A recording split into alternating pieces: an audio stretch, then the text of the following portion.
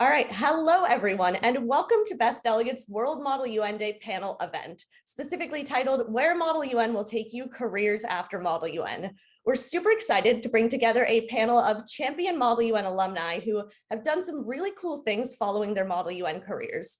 And we firmly believe that this is a really great way to show the Model UN community just where Model UN can take you, and how all of these skills translate to college as well as future careers and beyond.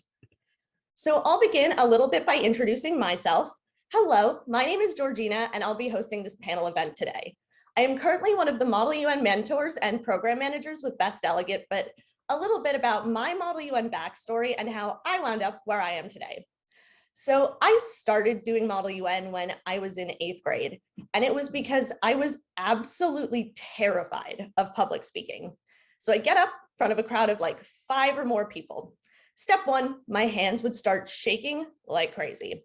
Step 2, my face would turn as red as a tomato. And step 3, I would want to run off that stage as fast as possible. So I had a friend who I considered to be a mentor at the time. She was like, hey, you should try this really cool activity called Model UN. I walked into that first club meeting and I never looked back. But aside from helping me overcome that fear of public speaking and gaining a lot of really cool skills, Model UN really inspired in me this passion for international relations and learning more about the world around me, which led me to study at Georgetown for university and continue to work abroad after graduation. So I spent a year working for a Model UN company in India, a couple months volunteering with an NGO in Morocco, and then was with the Peace Corps in Thailand before returning to Best Delegate. And all of that was because of Model UN. Now you'll hear a lot more of where Model UN can take you from our champion panelists, but just to introduce myself before getting into things. So what to expect over the course of this panel event. I'll begin by explaining a little bit about why Model UN is such an awesome activity and the difference that Model UN can make in students' lives in terms of building key skills and expanding that awareness. From there, I'll introduce our group of awesome panelists who are incredibly excited to share what they've done with their own Model UN experiences. Then we'll have a discussion about where Model UN can take you. So specifically how Model UN led them to where they are today. And we'll end with a couple of Model UN opportunities that are open this year in terms of ways that you can get involved in Model UN. So why Model UN? What makes this activity so impactful for students, and how does it help students gain those key skills? In any given Model UN committee, students are given the opportunity to step into the shoes of global leaders. So they're no longer taking on that student role in a classroom. Instead, they're empowered to take on this leadership perspective and really go about learning about a country's policy. And they prepare to solve real world issues. For example, the evolving situation in the Ukraine or the situation in Afghanistan. And it prepares students to think of solutions and positive ways forward from each of these global conflicts and each of these pressing global challenges. And how exactly do students go about that? Every Model UN committee can be broken down to 5 stages.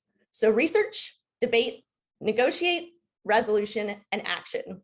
And over the course of those 5 stages, students work together to come to a consensus and to find ways to use the skills that they learn and the foundations of diplomacy to work together to solve each and every one of these pressing challenges.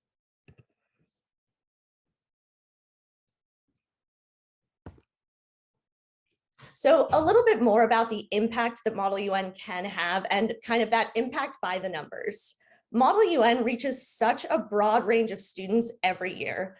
At Best Delegate, we've had over 10 million unique visits to our website, which shows how big this community is and how much it's going to shape the next generation of future leaders through those career paths that they embark on. We've also had over 795,000 views of our Model UN resource videos and published over 2,500 articles geared toward helping students learn more about Model UN, learn more about the world, and develop these skills. We've also had over 6,000 students and 600 teachers complete our Model UN Institute. So again, this is a massive community, which I know all of you watching are also a part of. So our goal is again to show you where this community can take you and what you'll get out of this experience and where it'll lead you in terms of your future career. So in terms of that global impact as well, these resources have been used in all 193 member states. So it's truly a global community, and every member then gets access to a network of like-minded peers. and a network of resources, and the ability to consider how they want to use what they've learned moving forward. But enough about the impact of Model UN. It'll clearly serve you all better to hear more from our panelists about what this actually looked like and get that first-person perspective about where the Model UN experience can take you and how that can inspire future career paths. So I'm going to begin by having each of our panelists introduce themselves. And from there, we've got a series of great questions lined up to just analyze how Model UN as an experience can help you get to whatever career it is that you dream of having one day. So with that, Angela, I'll start with you. Thanks, Georgina. Hi, everyone. My name is Angela Ho, and I'm currently working as a policy analyst for the Government of Canada here in Ottawa. I started doing Model UN in high school and competed as a Model UN delegate throughout high school and moved into teaching and organizing Model UN in my university career. I worked as a MUN mentor for Best Delegate throughout the summers of my university career with a focus on helping students learn English through Model UN. Thank you for having me. Of course, and thank you so much for being here. Eric, if you'd like to introduce yourself next.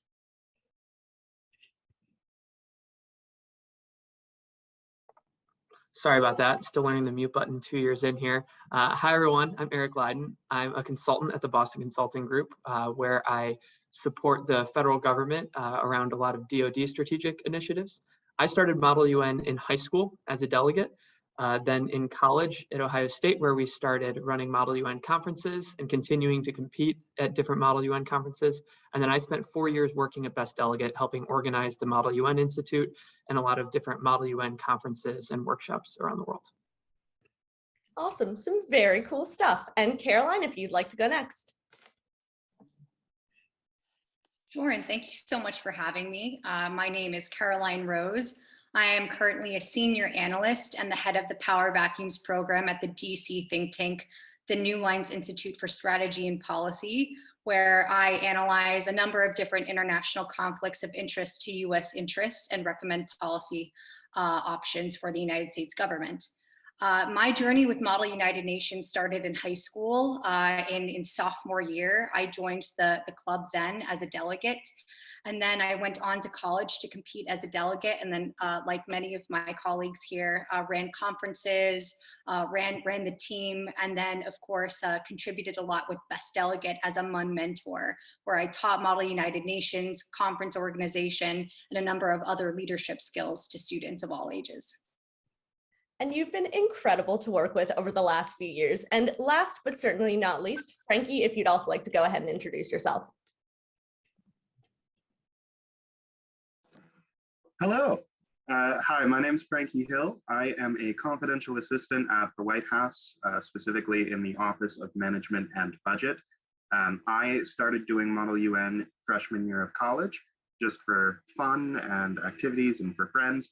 And I kept doing it through all of college. I spent a summer as a diplomacy fellow at the Model United Nations Institute by Best Delegate. And now I am here. And thank you all very much for joining us. And unfortunately, it seems like Lima Benla is having a few Wi-Fi issues, but she might be able to join us later. Just a brief introduction of Lima. She is currently an international development consultant at Northeast Leaders Connect and is also the founder of Northeast India Model UN. So she's done a lot of work with students over the past few years, as well as expanding Model UN and really working in that development field. So with that, I'm going to go ahead and bounce straight into some of our questions and get started with our panel discussion. So I'm going to unshare my screen and kind of bounce straight into things. The first question I have for all of you relates to kind of the foundations of Model UN and what this activity is all about.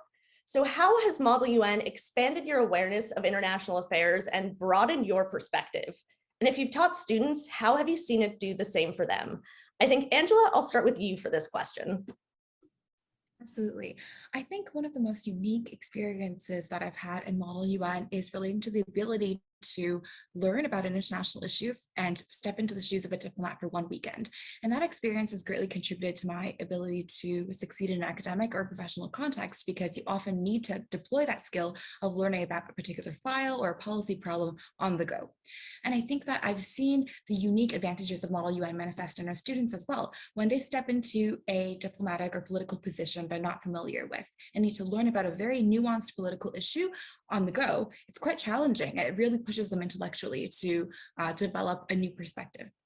I also think that the diversity of Model UN participants is quite unique, whereby you have people sitting next to you who are from entirely different backgrounds, but taking on a different hat for the weekend to discuss these issues. Definitely. And I think, Caroline, given that you also kind of work in the realm of international relations and international affairs, I'll pass the same question over to you. So how did Model UN expand your perspective, and how have you also seen it do the same for your students? Sorry, I had to get the mute button. I think it absolutely defined where I wanted to go with my career, and then also my understanding of international relations as a whole. And also I think human interconnectivity as well, like diplomacy, how you relate with people, how you get to work with people, and building momentum that can lead to an agreement and lead to understanding. And so for Model UN, I think also one of the biggest benefits that it's given me, and I've seen it with students of mine as well, is that you can learn about international relations from a textbook. You can study all the organizations, you can memorize them, but nothing beats the experience of going in weekend after weekend into a committee and learning these procedures and essentially emulating them, emulating a diplomat, and going through the motions of how the UN Security Council or how the UN General Assembly works. And I think that after doing it for a few years in my career, I now have to, especially with the crisis in Ukraine right now, there's a lot of talk of the UN Security Council, what it can do. And with some of my colleagues and some of the people I work with, there are a lot of questions procedurally, what can happen. And it's funny because I'm not a scholar of UN procedure, but just from years of doing it over and over and over, you get to really understand some of these different procedural differences and how things work and how things don't work. So absolutely, I credit Model UN entirely for that. Absolutely. And I think everyone here can definitely relate to that knowledge of procedure. And I also really like what you said about that interconnectedness, which I feel like is so important these days, just given how divisive the political spectrum has become and the number of emerging conflicts. That ability for students to connect with one another beyond borders and through these topics is just such an important skill moving forward.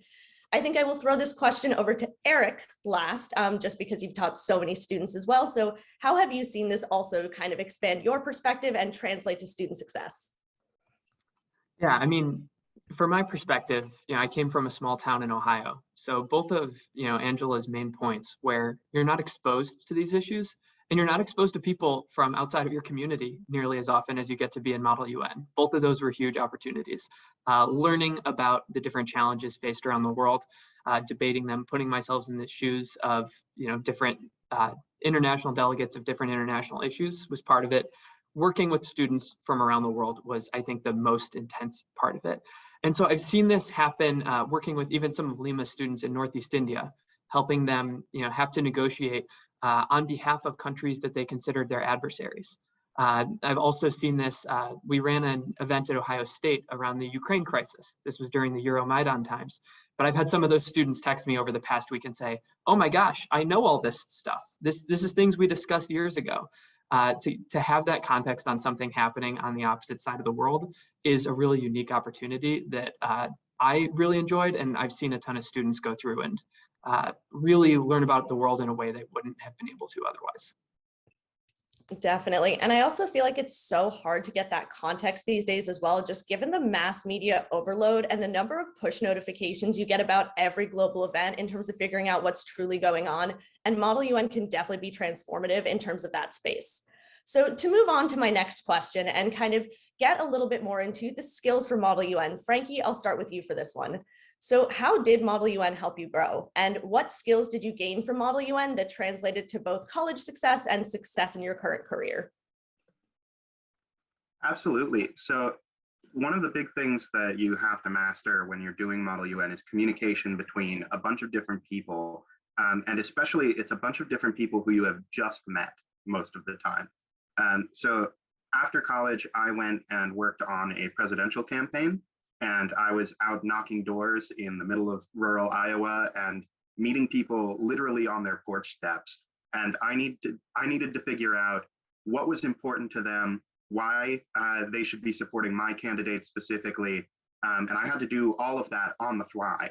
And so Model UN really prepared me for those conversations where you're sort of probing to figure out what is most important to them, and then immediately working that through the frame of reference, through your own policies and your own priorities, and figuring out what is it that I can say that will help them to understand exactly why my candidate is the best candidate for them.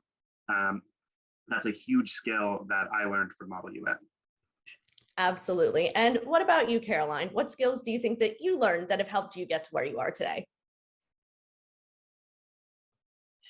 Well, I think, definitely, I think one of the most obvious answers is public speaking. I think that for anyone that goes into Model United Nations, you're going to come out a better public speaker. It won't be overnight, but the more you do it, the better that you'll get. And I think that certainly that was a skill that helped me. And like you, Georgina, I started out in Model UN with a huge stutter and a lot of shyness and I was very intimidated by the prospect of doing public speaking. And I think that absolutely helped me. But certainly the other skills, interpersonal skills, really trying to see the other's set of way of thinking, way of understanding issues. I also think that decision-making capabilities, that was incredibly important, especially for those that did crisis simulations. I think that was incredibly important. And I also think that understanding and empathizing with other actors, as Eric mentioned, trying to really understand how countries think through issues, what their imperatives, what their constraints are, and what kind of processes they're willing to implement to get there. Definitely. And it creates overall just a ton of confidence in students in both that public speaking ability and a lot of these skills in a really transformative and unique way. Angela, I'll throw this one over to you last. So how did Model UN help you grow, and what skills did you gain that have helped you to get to where you are? Yeah, I would absolutely concur with what Frankie and Caroline said. I mean, the art of interpersonal connection, of diplomatic persuasion, and the ability to stand up for the issues you believe in and provide really insightful commentary. I mean, I see Caroline delivering these incredible interviews on behalf of her think tank and think, wow, like I would have never imagined someone would have a stutter before they did Model UN. I think I would add to their answers in saying that for me, the most useful skill that I employ on a daily basis that I learned from Model UN is research and writing. And I know it's not the most glamorous parts of Model UN, but the ability to be well-versed and inform yourself of a particular issue area, and then use that information to inform a written document that would be, for example, for senior management or to brief a political official, for instance. Those are skills that I find myself using all the time. And in Model UN, you typically draft a position paper to submit to your chair in advance. You draft a resolution with the fellow negotiators in the room at the conference. And all of those experiences helped me sharpen my ability to be a good writer and a good collaborator in the workplace. Awesome. And I think you touched on something really important there in just how translatable each and every one of these skills are, and even at the high school level for students who are currently doing Model UN today, in terms of helping students with in-class presentations, helping students to do that research for papers they write, and then helping students to really problem solve and be able to write those analytical essays. So a lot of these skills really do translate beyond the committee room, and that starts right when students start their Model UN journey as well. So to get a little bit more into specific Model UN experiences, Eric, I think I'll start with you for this one. So what would be your most impactful Model UN experience that you can remember, and why specifically? So I would say my most impactful Model UN experience came after my time as a delegate. And it was actually as we were organizing the Wafuna International Model UN Conference. So Wyman was this huge conference every year in New York that I was lucky to have a role to help organize. And one of the kind of culminating years of this conference, we had over 1,000 delegates, and they were from, it had to have been 60 or so different countries. We had schools coming from Palestine, we had schools coming from Israel, we had schools coming from all sorts of countries that you wouldn't normally see at a Model UN conference, joining us to debate in the UN GA Hall. It was really impressive to see Model UN reflect the real UN in that way, that you had that same level of diversity, that you had, discussing the same issues directly from the UN agenda. to see students engage on that level and make speeches that were totally passable as real speeches that would be made by a diplomat at the UN was incredible. And for myself, a lot of our staff that year were former students of ours that we had worked with through Model UN. And so seeing Model UN, take people that were originally just delegates and take them to the level where they're leading a conference in front of over 1,000 people in the UNGA hall, seeing that growth that was spurred by Model UN leadership skills was really touching for me. And so that was my most impactful experience. Absolutely. And to speak a little bit to what you just said as well, Eric, I think on more than one occasion, I've seen students give speeches in Model UN committees that are on par with, if not better than some of the speeches that our current world leaders and diplomats are giving, which is so cool to see in terms of imagining the future of global leadership and specifically where Model UN will take the future of the world. So Caroline, I think I'll also pass this question over to you. Do you have any specifically impactful Model UN experiences that you can remember that have helped you in terms of inspiring your current career? Definitely. I've actually two, funny enough, and one is related to Eric. When I was a diplomacy fellow with the Model United Nations Institute in the summer, I would say of 2017, perhaps, or 16, Eric essentially established one of the crisis committees, and the topic was the Suez Canal crisis of 1956. I enjoyed that simulation so much to the point where I became really interested in the Suez Canal crisis of 1956. And in fact, did my master's dissertation on the Suez Canal crisis of 1956. The research capabilities, as Angela just mentioned, very much contributed to this, all the research that we put in that summer to this crisis committee. And it sparked a lot of passion and interest for this subject. And that dissertation, of course, helped me in my career. It helped me get into my graduate school. And it's something that I'm still very enthusiastic about, even though it's, a historical crisis. Another thing that I think was incredibly helpful was a crisis committee that I did at the West Point United Nations conference a few years ago when I was back in college. And that was a really excellent learning opportunity to learn how crisis leadership, how that's enacted within the White House National Security Council, and then also how much it takes for a military operation to happen. And they were incredibly realistic with all of this. And really, it wasn't necessarily an experience where we all got to show off our public speaking skills, but rather we really got to learn all the different processes and all the different planning procedures that need to go into conducting a military operation. And that, to me, to this day, many of those lessons I remember even in my work now. Caroline, is that a map of the Suez over your shoulder as well?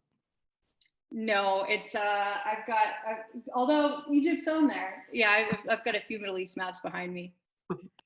I will say, I echo your sentiments. I too have a particular soft spot for the Suez Canal crisis in 1956. I think I did that committee 3 or 4 times while doing Model UN in college. Definitely a great one. And you touched on a lot as well in terms of just the breadth of knowledge that you can get from doing Model UN and that niche information that you get about so many of these topics and just the way that the international community works in terms of addressing conflict situations, for example, that you wouldn't typically be able to learn just through doing this research on the web. So there's definitely a lot that comes out of that. So to move on to my next question, which I'm going to ask all of you, how did or do you explain Model UN when applying to college or when applying to careers? I know that this is a question that's top of mind for a lot of current Model UN participants who are thinking about highlighting this on their college applications, in their essays, as well as thinking about careers moving forward. So I'll start with you, Frankie. How did or do you explain Model UN when applying to college or applying to jobs? It can be tricky sometimes, but it's, I think the thing that I like to start with is I was very involved in running a lot of Model UN conferences, which is a great opportunity if you ever get the chance. And you can pitch that often as management experience, as event planning experience, as even policy conference generation experience if you're in my world. And so that's one great aspect of it. But then beyond that, just really you tailor your application to whatever you're applying for. But you can really play up different aspects of it, whether that's international affairs or policy or public speaking or politicking. Whatever aspect of it really jumps out to you based on what you're applying for. It's such a versatile activity that you can really use it in just about anything. And that's really great advice too, in terms of the way that it can be tailored to match any given job or any different university, just based on the skills that you're looking at or the general topic or field. Caroline, what about you? How do you explain Model UN when applying to college or applying to careers? I think that Model UN is an activity where you can go in so many different directions. As Frankie mentioned, you have management skills if you host a conference, but also if you are taking and leading your team to attend conferences, that also requires a lot of budgeting, a lot of coordination with leadership, with teachers, with advisors.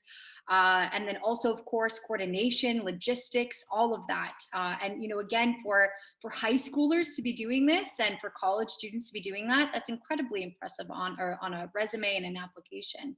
And then, of course, advocacy, being passionate about issues, and standing up for yourself. You have a project now, you have an organization that you really care about, and you care about how it does, how it performs. I think that there's so many ways to market Model United Nations on a college application, and there's just a lot of potential that students have when they join Model United Nations. Absolutely. And it's very cool too, just the number of leadership opportunities that become available to students through Model UN, and then their ability to use those when applying to jobs or college, for example. Angela, what about you? How do you explain Model UN when applying to jobs, college, etc.? Yeah, I absolutely agree with Frankie and Caroline in that it's really quite a widely applicable experience depending on your audience and the purpose of your application. I would just add that, for example, when applying for a government job, you can demonstrate through Model UN experience that you understand the machinery and institutions of government, as well as the ability to be diplomatic and have the political acumen to navigate, for example, your civil service kind of side of government versus the more political dimensions of an international organization, of a federal government, et cetera. And it's that ability to work through the intricacies of government that I think I started to develop a sense of through Model UN. I would also add that Model UN gives you great stories to tell. And I think increasingly applications to colleges or to jobs are about your personal narrative.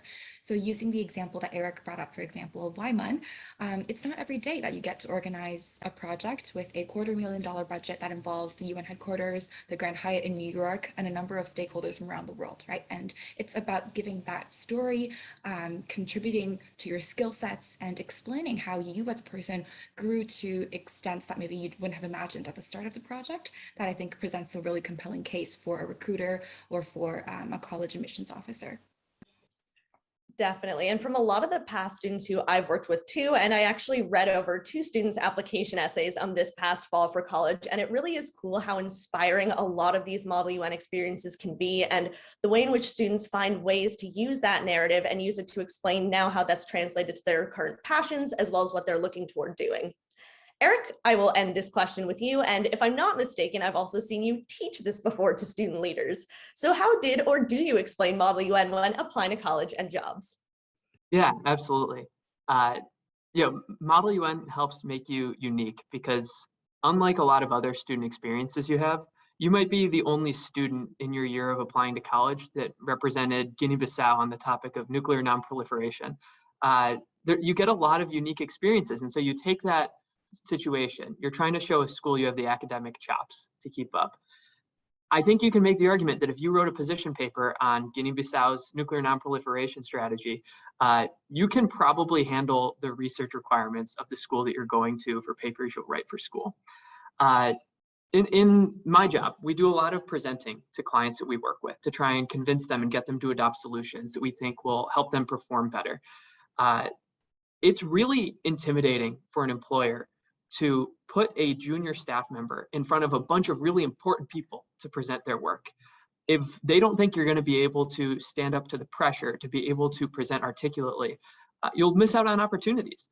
An employer needs to know that they can trust putting you in front of a client. Public speaking skill, if you can talk about something not even representing yourself, about a topic that there's realistically only a couple of experts on in the entire world and deliver a confident speech in front of 100 people, you can probably handle a boardroom full of 5 to 8 people, that you actually know more than they do on the topic in some cases. So these skills you can communicate in your essays, you can communicate through the leadership skills that you adopt, and when you're in interviews, the confidence, the public speaking ability, and yeah, like Angela said, the awesome stories of times that you actually had to negotiate with people, which is an experience a lot of students don't get until they're into their professional lives, can be a big game changer in your applications to college or in your future job interviews. For sure. That was a very niche example, Guinea-Bissau's nuclear policy. Interesting, very interesting. So to move kind of back to careers as well, I want to kind of get into what advice you have to current Model UNers who are looking to get into your specific career path. So Frankie, what advice do you have to current Model UN delegates who are interested in working for the White House and kind of potentially getting into the Office of Management and Budget? You know, my advice is perhaps a little bit niche, but generally, if you want to go into politics or work in a desk job in DC, I would recommend starting on a political campaign and finding a candidate that you care about with policies that you care about, and going out and actually getting them elected, knocking on doors, talking to constituents. It's one of the most important parts about our democratic process, making sure that the candidates are really grounded in the communities that they are representing. And one keeps the candidate honest, but it keeps you honest, and helps you to better represent the American people, if you actually have to start by going out and talking to the American people. I mentioned before that Model UN gives you incredible skills to communicate with folks, and to talk to people on a human level. And I would recommend, if you want to move to Washington, DC, you should probably move to, some other community first, whether that's your hometown, or the hometown of a candidate you care a lot about, and working for them, and finding your way to DC a couple years after you think you want to find your way to DC. So don't start in DC, work your way there. Let's see, Caroline, what about you? What advice do you have for Model UN delegates looking to get into your career path? Well, certainly. So the good thing about if you want to go into analysis and policy in the world of think tanks, it's a really interesting career path where it's a revolving door with the federal government, with a number of other careers that revolve around the policymaking process in DC. And the cool thing about that is if you do Model UN, you have a lot of the tools already in front of you. You are engaged in an organization that is exposing you to a number of different topics. And my advice is if you're still in high school, if you're still in college, really soak that all up. Learn about the topics that you are engaging on, get passionate about the ones that are really interesting you, learn more outside of Model United Nations about it, and certainly if it's a thematic issue or if it's a region or a topic, really dig your heels into that, because I think that has been really incredibly important. And like I mentioned, Suez 1956, that was something that was kind of a case for me, but a number of other topics as well. My specialization is security in Europe and the Middle East. It's been a busy past few years, in that specialization, and Model UN really helped build that foundation of knowledge and that foundation of public speaking and other skill sets that I can employ today. The other day, actually, kind of a personal analogy. The other day, I was very nervous for a public speaking opportunity that I have. And I remember talking to my mom about it, and she told me, she was like, Caroline, if you think about it, it's a different level, but it's a lot like Model UN. And that has helped me quite a bit, thinking that, all right, this all stems from some of these similar experiences. Going back to what I learned at Best Delegate, going back to what I learned as a delegate myself just in high school, those skills are still getting me through my career today, and really helping me. And so I'd say that's my advice. Awesome. And I also really like what you mentioned there in terms of kind of Model UN helping you to figure out your thematic passions and your interests, because there's so many different Model UN communities committees that students can participate in today, ranging from different topics, different regions, different regional bodies and focus areas. And so there's so many opportunities for students to figure out exactly what area of the world they're interested in or exactly what topic, and to then use that to take them forward. Very cool stuff. Let's see. Angela, what advice do you have for people who are potentially looking to get into government work, maybe specifically with the Canadian government, maybe not, but generally speaking, government work? Absolutely. So I think I would say two pieces of advice. First is try to articulate and explore your career identity as a generalist versus a specialist. And secondly, trying to build your career around learning and equipping yourself with certain tools. So starting with the first, just like you said, Gio, when you move to different Model UN committees and topics, you might discover that one particular area of international affairs is more for you than others. And for example, in my case, I discovered that actually I don't have one issue area that in my current state of work is the be all end all, which is why I tried to sign up and was very lucky to be accepted into a program where I get to rotate across government departments every 6 months. And so it's really using Model UN and every opportunity to learn about who you are and what kind of career you want. The second is, I would say, we hear a lot of advice about figuring out what you want to do and where you want to work. And I think every Model UNer at some stage in their life has wanted to work for the UN. And I'm certainly guilty of that. And I even built my master's actually around that dream, moved to Geneva for a master's of international affairs to be in that ecosystem of international organizations. But what I realized is that as much as I enjoy the work of being in a secretariat, for example, I was missing a piece of my learning and a part of my toolkit in terms of understanding domestic policies and understanding processes that lead a diplomat to sit at that table and explain what capital's view is, which is why I tried to pivot and go into government. So it's all about figuring out what piece of your learning is missing and how you can equip yourself in your career, as opposed to where do you want to work or what do you want to do as a result of these big names that you've just heard. So that's a piece of advice that I think is understated. I love that. Keep an open mind and kind of continue to attempt to expand your toolkit, whether it be the diplomatic toolkit or just your general skill set, and keep working towards whatever that end goal may be, but flexibility in the meantime. And last but not least, Eric, what advice do you have for people who are looking to get into consulting? Sure. So by nature, consulting work is really varied. I've had 3 main projects I've worked on so far. They kind of sound like Model UN committees. One was global health, one was energy, and the current one I'm on is defense. So when you think about how to prepare for something where you're not specializing in a specific field, 2 main pieces of advice I have. One, do as many different committees as many different countries as possible. Not necessarily in the hopes that you hit on a committee where you need that specific knowledge someday, though that'd be great. It's because you get really good at the process of learning new things and developing a framework through which you can kind of understand what's going on. Putting some logic around this new set of information, these new issues, understanding what's most important and what are the key drivers. That's a huge part of consulting work. The other, and especially when it comes to applying to consulting firms, demonstrate a passion for learning fast. Wanting to learn new things and just dive headfirst into an entirely new topic is the most fun part of this job. And it's one of the most transferable skills from Model UN to any sort of generalist career path. This probably applies to rotational programs like Angela was talking about as well.